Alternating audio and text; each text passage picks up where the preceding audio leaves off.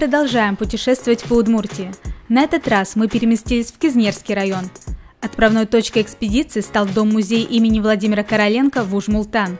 Именно в этом доме бывшего купца Кузнецова останавливался правозащитник и писатель Короленко в конце XIX века. На первом этаже рассказывают о мултанском деле, а второй этаж – это внутреннее убранство того времени.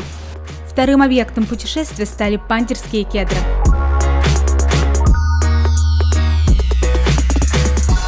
Растут они на месте исчезнувшей деревни Старая Пандерка, и им уже около 100 лет. Говорят, что несколько сибирских деревьев посадили вернувшиеся из Томска местные жители. Наказание за недоимки, эти кедры были все вырублены, и остались 2 деревца, которые были за сваленными досками, дровами, их не увидели, видимо, они были такие хилые, и на них не обратили внимания. И вот с тех пор они растут. А в Аббатском каньоне в деревне Старая Бадья можно отдохнуть в знойный день. Здесь каждый попадает в подземный таинственный мир. Говорят, что в этих местах, покрытые легендами и тайнами, обитает дух пещеры.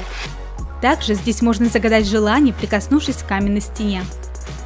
Путешествуйте по Удмуртии в рамках квеста Даур и открывайте для себя новые места.